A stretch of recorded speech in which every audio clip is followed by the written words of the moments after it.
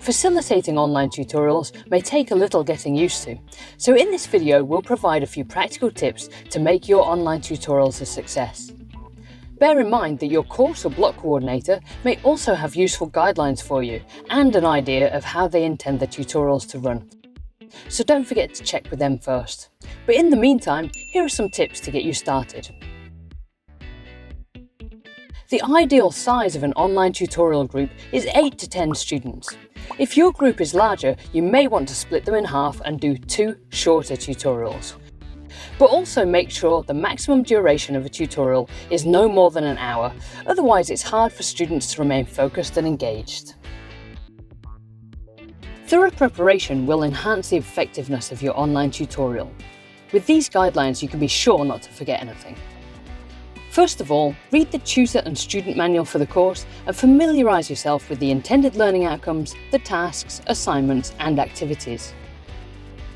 Make sure the students know the date and the time of the tutorial meeting.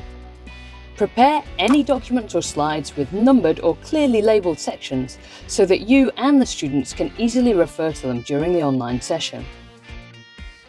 Send your attendees information about exactly what they need to do to attend the online session, as well as any documents you want to be using and any rules of etiquette. Check your computer or laptop's audio, video and application sharing before you get started, and make sure that the online environment opens at least 15 minutes before the meeting starts for both you and the students. Use your personal and session settings to set how you want to interact with the students during the session. For example, do you want the microphones to be off?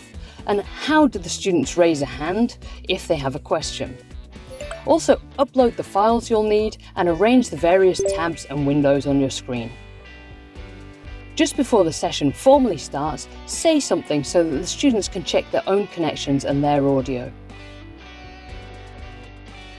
You don't need to be a charismatic showman to deliver a strong online tutorial. The following tips can contribute to the success of your tutorial. Make time, especially in the first tutorial, for students to get to know each other. You can use some icebreakers to do this. Discuss the aims of the session and how they relate to the intended learning outcomes of the course.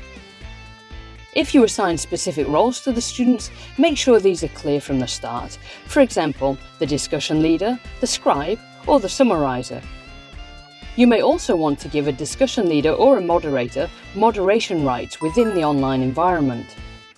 Set rules for the meeting, for example, whether you want to use webcams or not, how you want to deal with questions, for example, using the chat window or getting students to raise hands on screen. And also make sure that everyone is aware of the rules of etiquette. Explain how interaction will take place during the session. Encourage using names and making good eye contact with the camera. To prevent students from talking simultaneously, you can point out where to find the options for the text chat so that students can indicate that they want to make a contribution and then can more easily take turns. Beware that non-verbal communication is largely missing online, so make sure that your full face is visible, make eye contact and make sure that the students can see your gestures. This will help students to feel more included and less isolated. When responding to a chat message, mention the name of the sender and repeat the question in full. Before ending the session, make sure everyone is clear on what is expected of them between contact moments. If you have the opportunity, provide praise and feedback to the students to keep them motivated. You can also ask them to evaluate the session so that improvements can be made by the group for any future tutorials. When ending the session, make sure that everyone leaves the online environment. As a moderator, you can close this down. After the tutorial itself, make sure that the information remains accessible to students and follow any follow-up instructions or assignments via announcements or emails to keep the students motivated and to aid clarity.